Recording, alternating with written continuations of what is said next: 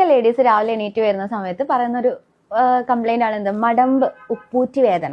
അതന്നെ പ്രത്യേകിച്ചും പലരും പറയുന്നത് എങ്ങനെയാ വെച്ചാൽ രാവിലെ കാല് വെക്കണ സമയത്ത് പെയിൻ ഉണ്ടാവും, പക്ഷെ കുറച്ച് കഴിഞ്ഞു കഴിഞ്ഞാൽ ആ പെയിൻ കുറയാറുണ്ട്. എന്നാൽ ചിലവർക്ക് പണി എടുത്തോണ്ടിരിക്കുമ്പോഴായിരിക്കും വേദന വരുന്നുണ്ടാവുക. എന്നാൽ കണ്ടിന്യൂസ് നടന്നു കഴിയുന്ന സമയത്ത് കൂടുന്ന ആൾക്കാരുണ്ട്, എന്നാൽ കുറയുന്ന ആൾക്കാരുണ്ട്. ഇത് പല പല റീസൺസിനോടാണ് ഈ ഹീൽ പെയിൻ ഉണ്ടാകുന്നത്.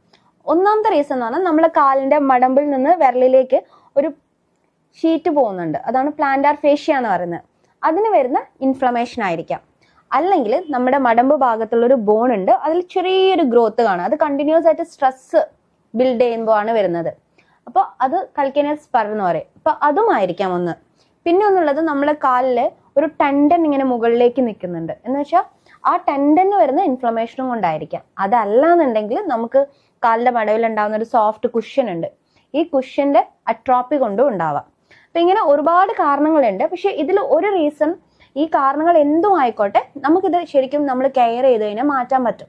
അത് സിമ്പിൾ കെയറിങ്, ഓവർ വെയിറ്റ് ഉള്ള ആൾക്കാരാണെങ്കിൽ വെയിറ്റ് ലോസ് ചെയ്യാന്നുള്ളത് തന്നെയാണ്. സെക്കൻഡ് തിങ് എന്ന് പറഞ്ഞാൽ ഈ പ്ലാന്റാർ ഫേഷ്യക്ക് സ്ട്രെച്ചിങ് കൊടുക്കുക എന്നുള്ളതാണ്.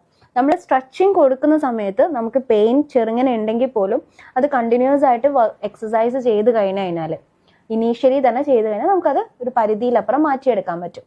പിന്നെ അതുപോലെ തന്നെ നമുക്ക് അക്യൂട്ട് ആയിട്ടാണ് ഇപ്പം സഡൻ ആയിട്ടുള്ള പെയിനും കാര്യങ്ങളും ഉണ്ട് എന്നുണ്ടെങ്കിൽ ഒരു 10 മിനിറ്റോളം ഒരു വാം വാട്ടർ ഒരു ഇതിലെടുത്തിട്ട് ഇളം ചൂടുവെള്ളത്തിൽ കാല് ഒരു 10 മിനിറ്റോളം വെക്കുന്നതും ഈ ഇതിന്റെ മസിൽസിനെയൊക്കെ ഒന്ന് റിലാക്സ് ചെയ്യാൻ ഹെൽപ്പ് ചെയ്യും.